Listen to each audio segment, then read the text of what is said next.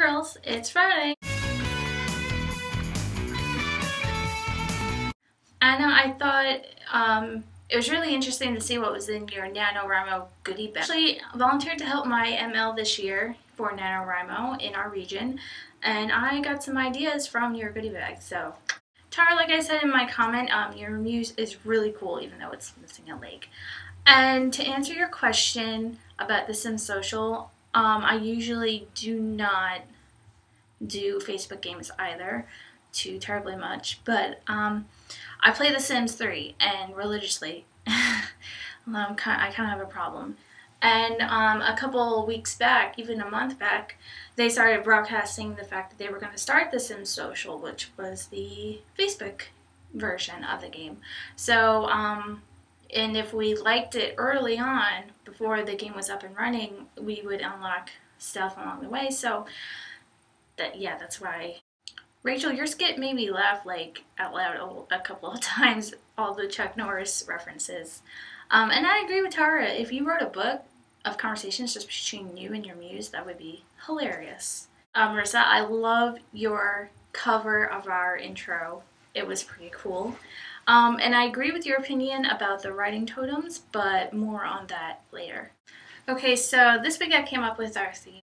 That was the crew inside our head, and I really like this idea of kind of personifying what goes on mentally, because I realize a lot of it is mental and internal, and anything external is us projecting. I'll start with my muse. Since I've been writing the same story and storyline and characters for the past 2 years, my muse has stayed the same, and you guys are going to laugh, but for me, a muse is someone who inspires me to write.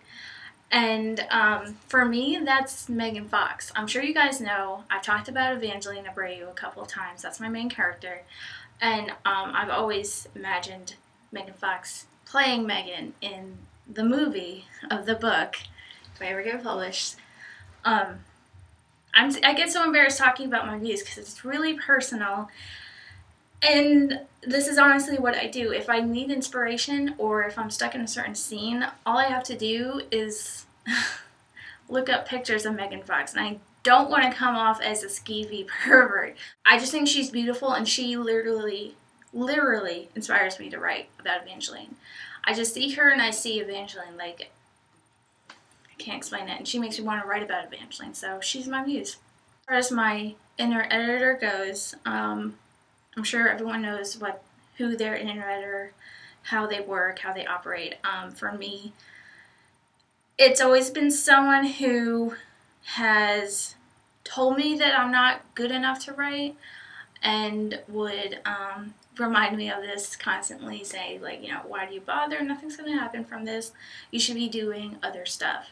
That's the main thing. There's a lot of guilt when I think about my inner editor because I feel like they wouldn't necessarily see what I'm writing as good or worth it. And for me, that whenever I think about my inner editor, I always picture Miss Trunchbull from Matilda and how she was very strict and very discouraging. That's a good word for my inner editor. Everyone does need an inner editor. Let me just point that out there. Everyone needs them. You need a muse to inspire you to write, and then you need an inner editor to make sure what you write isn't crap. And that's usually what happens. And that's usually why I lock her away for the month of November. And I'm looking forward to doing it this year. With Marissa on the writing totems, it has to be something that relates to the story, for me at least. I'm writing about this mafia family in Miami, and they are Roman Catholic. So my writing totem is rosary beads, and this is actually Amanda's, and it's very pretty. I don't know if you can see it.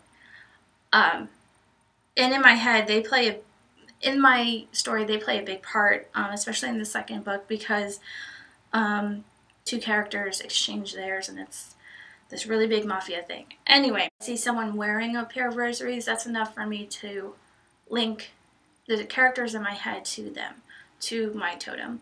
Some say you don't have to do it if you don't want to, but I challenge everyone this week to sing the intro, and I'll do it too. And I will see you on Monday.